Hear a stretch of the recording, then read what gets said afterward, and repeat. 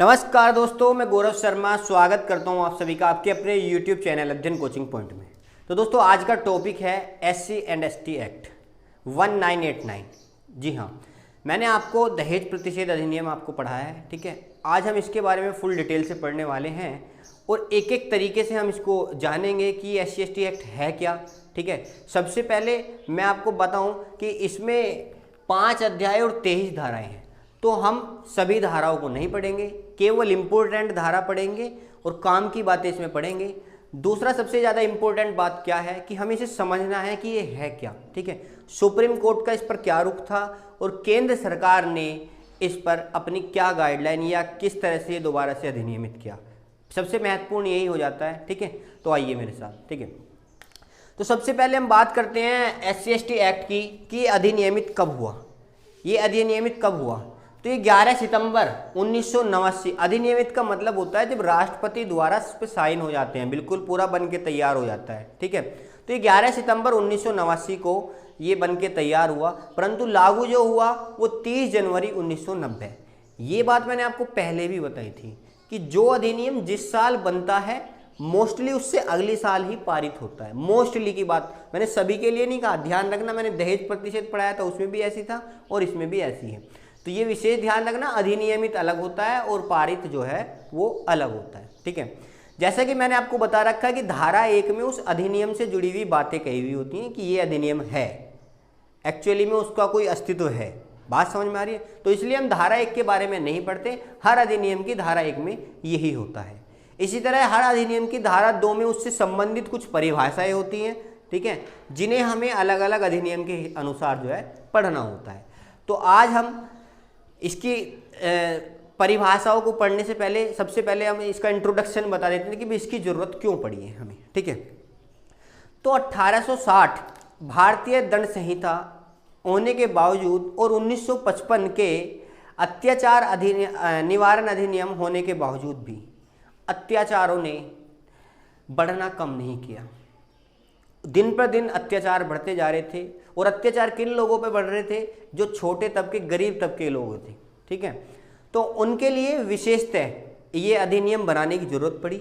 इसका मोटिव सिर्फ यही था कि जो पीड़ित लोग हैं, जिन्होंने अपना घर छोड़ दिया है, उन्हें दोबारा से वहाँ पर बसाना है। दूसरा, उन्हें अगर कोई दिक्कत आ रही है तो किसी तरह की राहत देना है। और तीसरा, उन्हें सामाजिक तरीके से उनको मिला के चलना है, ठीक है। यही इनका मोटिव था। मैंने आपको बताया कि अपराधों से पीड़ित जो हैं उन्हें राहत देना है और उनके पुनर्वास का और उनसे संबंधित अन्य विषय जितने भी हैं वो सब चीज़ें इसमें SC ST एक्ट में ली गई हैं, ठीक है। तो मैंने बताया धारा 1 की बात हम यहाँ करेंगे नहीं, क्योंकि उसमें ये कहा गया कि ये SC ST एक्ट है, ठीक है। हर एक्ट के बारे में ये कहा गया कि वो एक्ट है, चाहे वो आप कोई सा भी एक्ट पढ़ रहे हो। धारा 2 में इसकी जो है परिभाषाएं हैं, उनके बारे में हम कुछ देख लेते हैं कि क्या परिभाषाएं होती हैं, ठीक है। तो सबसे पहले धारा 2 में मैंने कुछ परिभाषाएं वर्ड्स लिखे हैं, हालांकि इसमें और भी वर्ड्स हैं पर मैंने ये वर्ड्स लिखे हैं। सबसे पहले आ जाता है अत्याचार। अत्याचार बेसिकली है क्या? भाई किसी पे अत्याचार करना, उसे शारीरिक रूप से, मानसिक रूप से, आर्थिक रूप से परेशान करना है। बात समझ में आ रही है? आर्थिक रूप से, शारीरिक रूप से और मानसिक रूप से उसकी जो है उसके मान को ठेस पहुंचाना, बेसिकली यही अत्याचार है। बाकी हम डिटेल में अभी इसकी धारा 3 में इसको पढ़ेंगे कि ये अत्याचार है क्या। इसके लिए दंड आएगा ना अत्याचार के लिए, धारा 3 में इसके बारे में अच्छी तरह से डिटेल से बताऊंगा अभी, ठीक है। नेक्स्ट वर्ड आ जाता है आपका पीड़ित। पीड़ित क्या है? पीड़ित ये वो व्यक्ति है जिसके साथ अत्याचार हुआ है। ये वो व्यक्ति है जिसके साथ अत्याचार हुआ है, ठीक है। इसे बोलते हैं विक्टिम। आई बात समझ में? नेक्स्ट आता है आश्रित। आश्रित एक ऐसा व्यक्ति होता है जो उस पीड़ित पर डिपेंड रहता है, जिसकी वजह से उसका भरण पोषण चल रहा है। इसमें आश्रित में कौन कौन हो सकता है? उसके जो पीड़ित है, जिसके साथ अत्याचार हुआ है, उसके माता पिता हो सकते हैं, उसके भाई बहन हो सकते हैं, उसका बेटा हो सकता है, उसकी पत्नी हो सकती है, या अन्य जो उसके संरक्षण में रह रहा हो वो उसका आश्रित हो सकता है। बात समझ में आई? आश्रित मतलब उस पीड़ित के ऊपर पूरा उसका भरण पोषण डिपेंड हो, ठीक है, डिपेंडेंट कहेंगे इसे। नेक्स्ट आता है सामाजिक बहिष्कार। सामाजिक बहिष्कार मतलब सोशल बायकट। सोशल बायकट का मतलब ये है, जैसे हमने कोई भी योजना निकाल रखी है तो कहने का मतलब ये है किसी एक परिवार को या किसी एक पर्टिकुलर इंसान को या किसी एक कैटेगरी को ये नहीं कहेंगे हम कि भाई ये योजना तुम्हारे लिए है।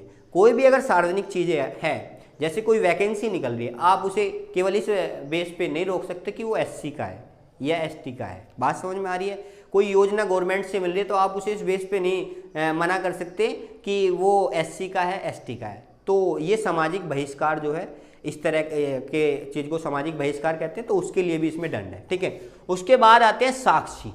इसका बहुत ही इंपॉर्टेंट रोल है, बहुत ही ज़्यादा इंपॉर्टेंट रोल है। जितना रोल इसमें पीड़ित का है उतना ही साक्षी का है।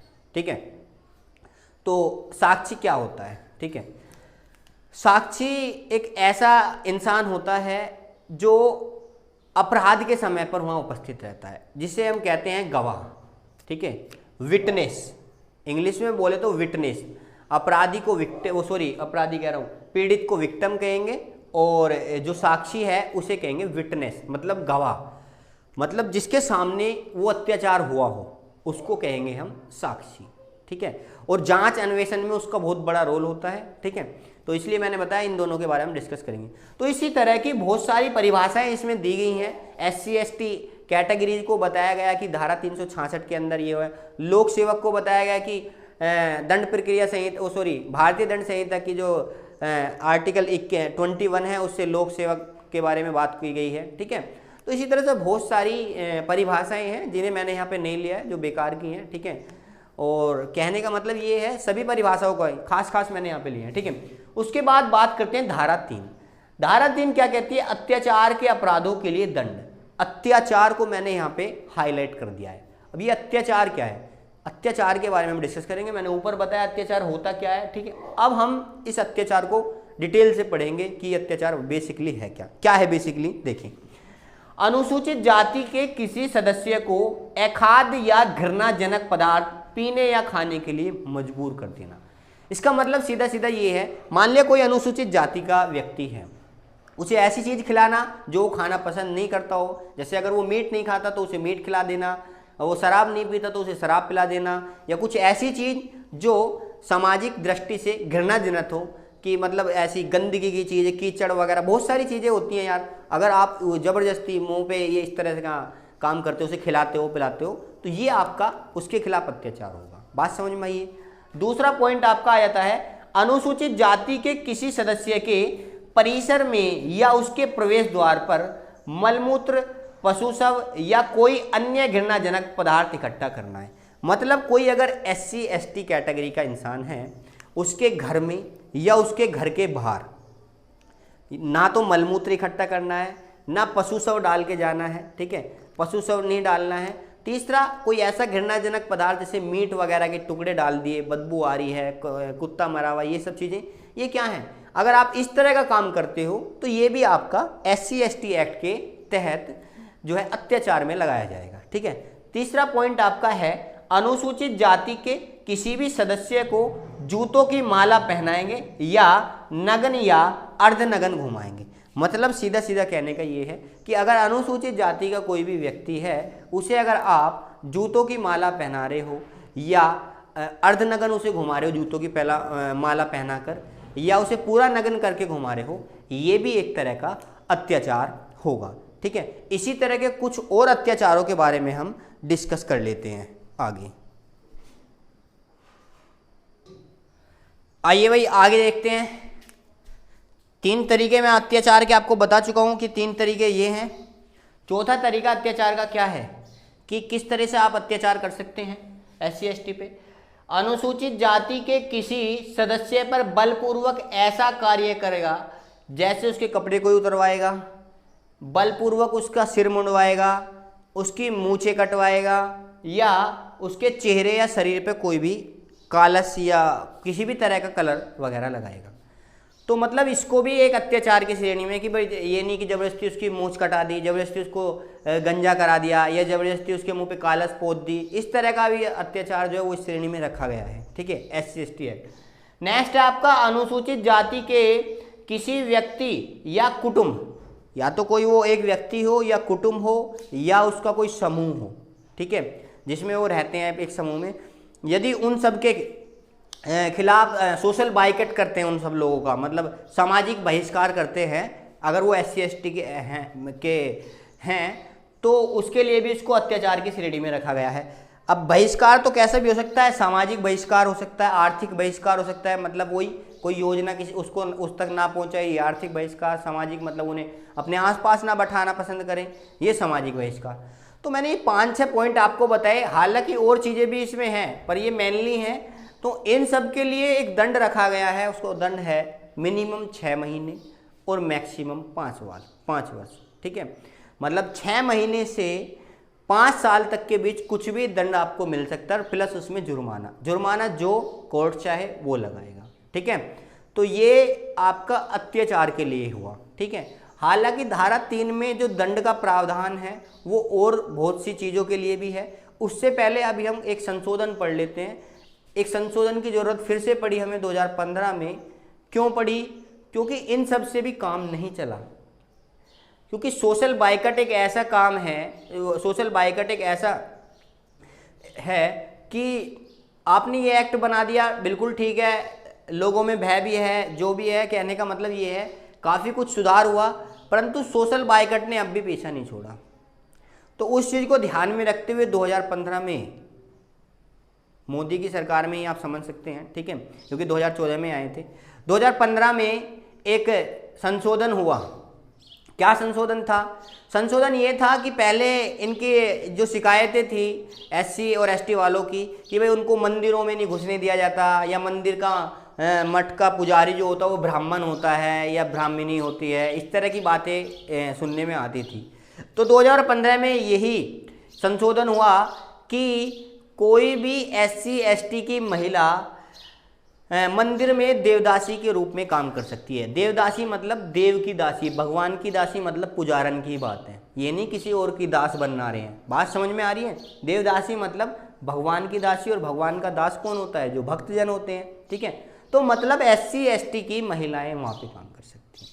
दूसरा संशोधन क्या था? दूसरा संशोधन ये था कि कोई भी SC/ST का आदमी जो है वो किसी भी आम संपत्ति का उपयोग कर सकता है, जैसे वो किसी भी मंदिर में जा सकता है या कोई ऐसी सार्वजनिक जगह जो खुली हो।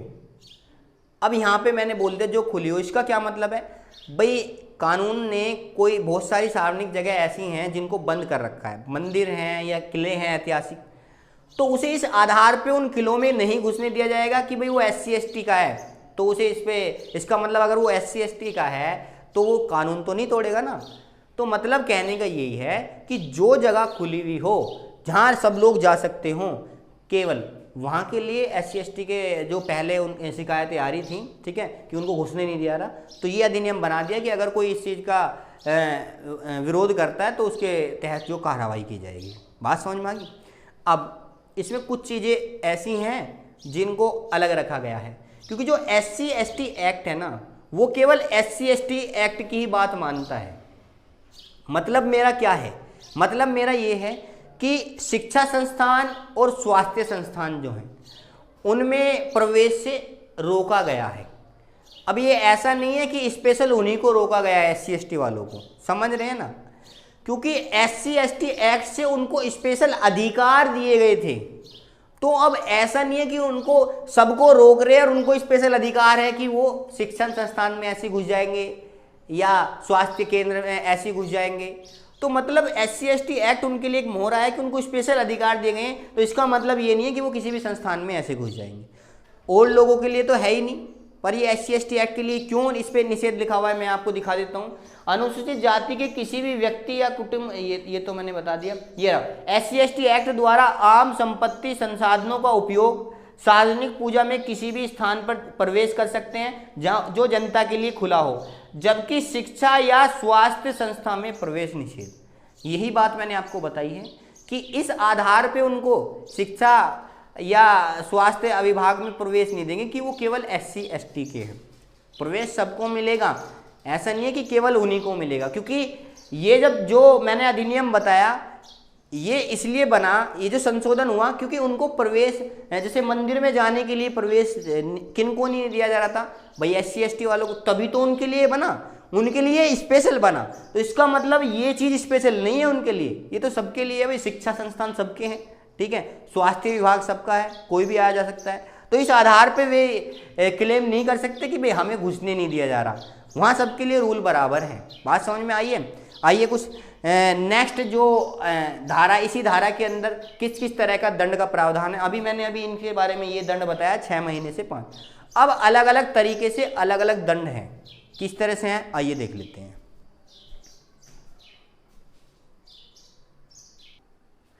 आइए भाई कुछ और कंडीशंस में क्या क्या दंड हैं वो हम देख लेते हैं। अभी अत्याचार के दंड के बारे में हमने पढ़ा, ठीक है, कि मिनिमम 6 महीने और 5 साल प्लस जुर्माना, ये सब उसका दंड था। अब और दंड क्या हैं, किस तरीके के दंड हैं? धारा 3 के अन्य दंड हम देख लेते हैं। सबसे पहले क्या दंड है धारा 3(1) के? मिथ्या साक्ष्य देगा या गढ़ेगा। यदि कोई व्यक्ति जो SC और ST का नहीं है और वो SC और ST वाले व्यक्ति के खिलाफ कुछ झूठे सबूत इकट्ठा करता है या झूठे सबूत देता है, ऐसे सबूत जिनसे उस व्यक्ति को जो SC और ST का है मृत्युदंड होने की संभावना है, मृत्युदंड मतलब मिलना है, अगर वो पकड़ा जाता है तो ऐसे व्यक्ति को आजीवन कारावास प्लस जुर्माना, इन 2 तरीके से उसको दंडित किया जाता है। आप सोच रहे होंगे कि मृत्युदंड वाले अपराध के लिए आजीवन कारावास क्यों? अभी उसको मृत्युदंड मिला नहीं है, वो पकड़ा गया है। अगर मिल जाएगा तो उसके लिए मृत्युदंड ही है, जैसा कि धारा 3(2) में मैंने लिखा है, ठीक है, ध्यान से सुनेंगे। धारा 3(1) में ये कहा गया है कि कोई ऐसा अपराध, कोई ऐसा झूठ जो SC ST वाले को व्यक्ति को, किसी को फंसाने के लिए बोला जा रहा है, और उससे ऐसा है कि SC ST वाले जो बंदा है, वो व्यक्ति है, उसे मृत्युदंड प्राप्त होने की संभावना है, तो अगर वो पकड़ लिया जाता है तो जो व्यक्ति इस तरह के साक्ष्य घड़ता है गलत, तो उसको आजीवन कारावास का प्लस जुर्माना होता है। नेक्स्ट, अगर कोई व्यक्ति झूठे सबूत देता है, झूठे सबूत गठित करता है SC ST के खिलाफ, ठीक है, और उसे उन सबूतों से मृत्यु दंड प्राप्त हो जाता है, तो ऐसे व्यक्ति को भी मृत्यु दंड प्राप्त होगा जिसने वे झूठे सबूत गढ़े थे। बात समझ में आई? अगर वो SC ST का इंसान झूठे सबूतों के द्वारा मर जाता है, फांसी लग जाती है उसे, तो जिसने वे गलत सबूत पेश किए थे तो उसको भी फांसी होगी। बात समझ में आ रही है?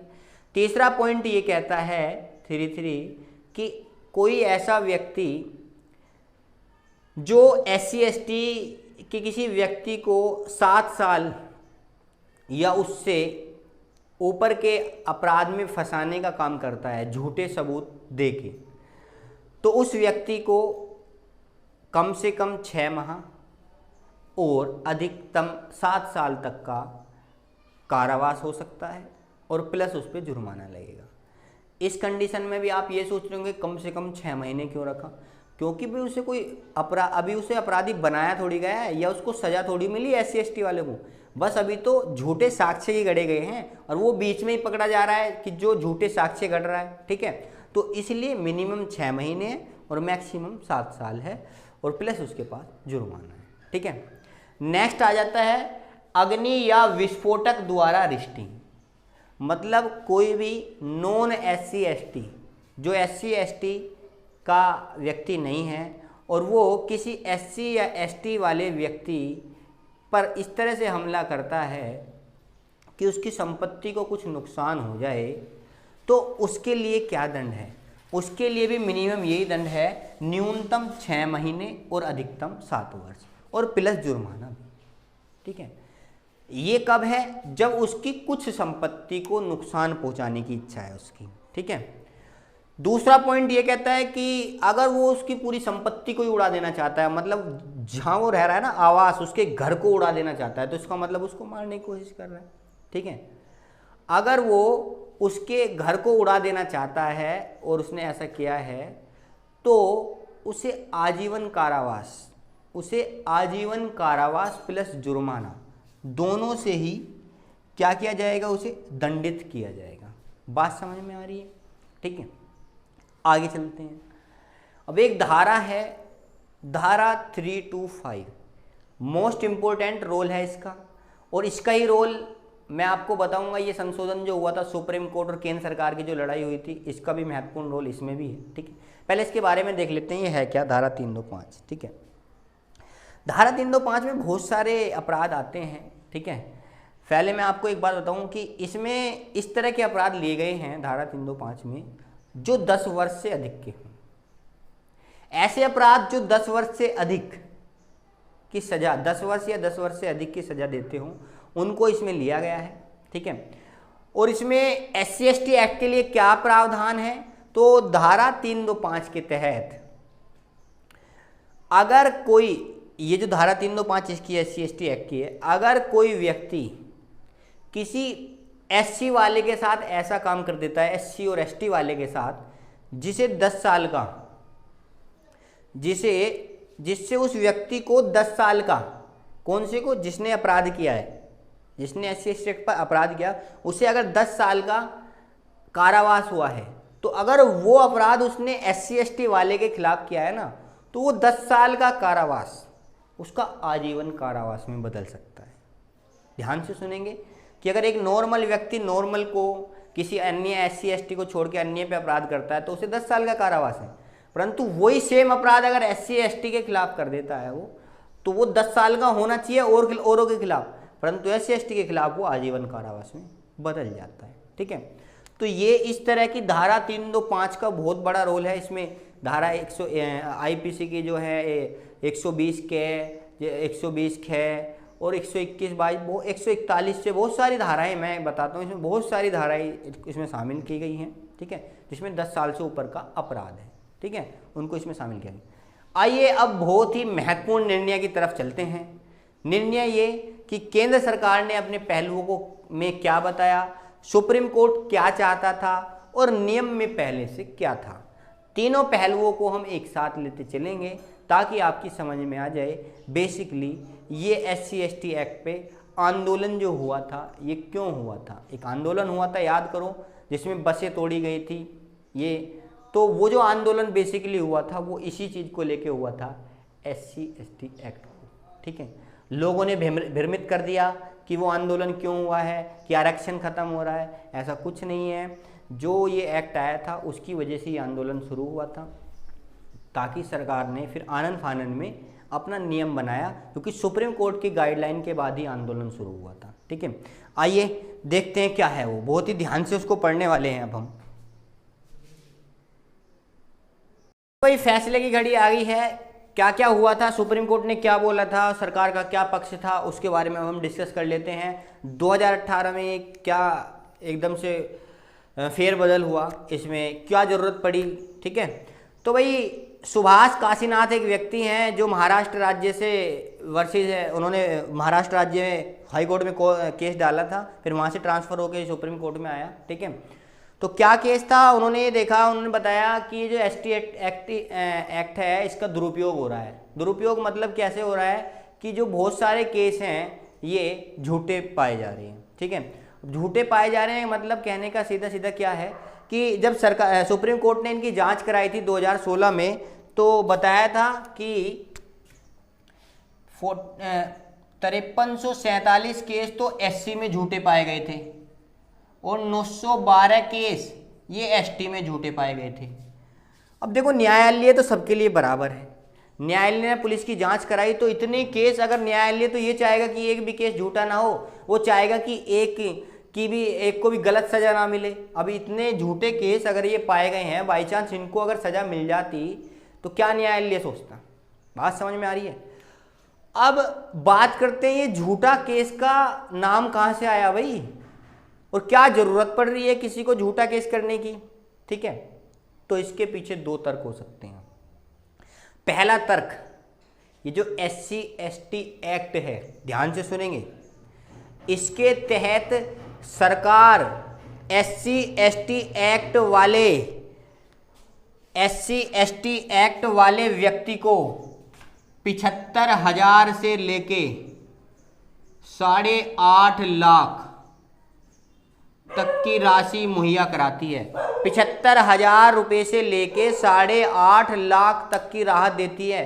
और ये ऐसा नहीं है उसने केस कर दिया इस वजह से, उसका जैसे उसने केस करा तो उसको प्रॉब्लम कहाँ आई, किस वजह से उसने केस करा, उसे आने जाने का खर्चा प्लस उसकी सेफ्टी का खर्चा, इन सबको मिला के 75,000 से 8.5 लाख रुपए तक SC/ST के व्यक्ति को मिल जाता था। तो कहीं ना कहीं लोगों के मन में लालच आया कि भाई किसी को फंसाएं और इस तरह से पैसा कमाएं। बहुत लोगों ने ये झूठे केस है इस तरह से पैसा कमाने की कोशिश करी, पर न्यायालय की नज़र जब उन पे पड़ी तो न्यायालय ने अपनी नीतियों को बदलना चाहा। हालांकि ये जो केस है ये टोटल अपराधों का जब एवरेज करके देखा, परसेंटेज निकाला तो उसका मात्र 10% है। पर न्यायालय क्यों चाहेगा कि 10% भी केस उससे गलत निर्णय गलत हो जाए? न्यायालय चाहेगा कि 1% भी निर्णय उससे गलत नहीं होना चाहिए। ठीक है, तो ये क्या है, इतने क्यों झूठे केस बनाए जाते हैं, ये आपको एक कारण मैंने आपको बताया। दूसरा कि आपसी दुश्मनी हो सकती है या किसी को फंसाने की कोशिश, जो भी है वो इस SC/ST एक्ट का फायदा उठा रहे थे। ठीक है, तो न्यायालय ने कुछ गाइडलाइनें जारी की। क्या गाइडलाइनें हैं न्यायालय की, इन चीज़ों को देख लेते हैं।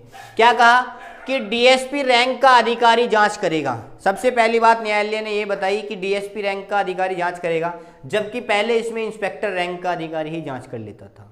ठीक है, दूसरा पॉइंट उसने क्या कहा कि तुरंत गिरफ्तारी नहीं होगी। गिरफ्तारी तुरंत नहीं होगी, जिले के SP या SSP की परमिशन आपको लेनी पड़ेगी। अब SP और SSP क्या लिख रखा है मैंने, ये अगर जिले बड़े होते हैं तो वहाँ SP को ही SSP बोला जाता है, दोनों की इक्वल रैंक है। ये ध्यान रखना, इसमें कोई कंफ्यूजन वाली बात नहीं है। फिर भी मैं आपको बता देता हूँ कि गिरफ्तारी तुरंत नहीं होगी, इनकी अनुमति से होगी। ये नियम उन्होंने बना दिया न्यायालय ने। फिर क्या, तीसरा पॉइंट क्या, केस दर्ज के बाद अग्रिम जमानत नहीं दी जाएगी। अग्रिम जमानत तुमने सुना होगा, क्या होता है अग्रिम जमानत, कि जैसे कोई केस हुआ, वारंट कट के आए तो बाहर से बाहर ही जमानत कर लेना, मतलब न्यायालय में बाहर से बाहर ही अर्जी लगा देना और वहाँ से जमानत कर लेना, जेल वगैरह में ना जाना। यही अग्रिम जमानत है, जो पहले ही जमानत कर लाते हैं। ठीक है, एक जमानत होती है कुछ दिन की, जेल काटने के बाद में जमानत हो रही है, जैसे 1-2 महीने की, वो जमानत होती है, और अग्रिम जमानत जो पहले ही हो जाती है। ठीक है, तो अग्रिम जमानत का कोई प्रावधान इसमें नहीं था, पहले कोई प्रावधान नहीं था, परंतु सुप्रीम कोर्ट ने ये गाइडलाइन जारी की कि इसमें अग्रिम जमानत की जा सकती है। ठीक है, नेक्स्ट आता है अग्रिम जमानत देने या न देने का अधिकार दंडाधिकारी के पास होगा। अब दंडाधिकारी कौन हो सकता है, ये कोई भी हो सकता है भाई, ये जिला जज भी हो सकता है, कोई भी दंडाधिकारी हो सकता है। तो कहने का मतलब ये था, पहली बात तो अग्रिम जमानत पहले थी ही नहीं, इन्होंने लागू कर दी। दूसरा, दंडाधिकारी को देगी, जबकि इन्होंने अग्रिम जमानत थी ही नहीं, और जो जमानत भी थी उसके लिए भी हाई कोर्ट जाना पड़ता था, उसके लिए भी हाई कोर्ट से जमानत होती थी, और अग्रिम तो थी नहीं।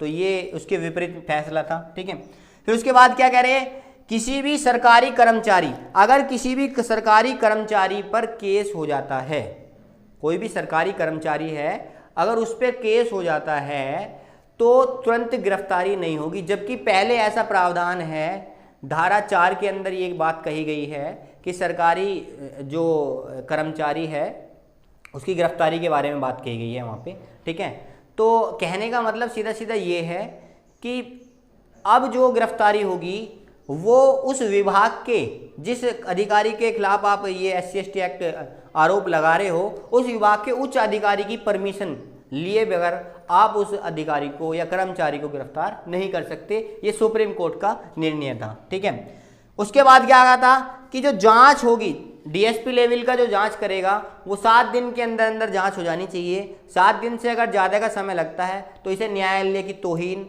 और अनुशासनात्मक कार्रवाई के तहत पुलिस प्रशासन पे क्या की जाएगी, कार्रवाई की जा सकती है। बात समझ में आ रही है?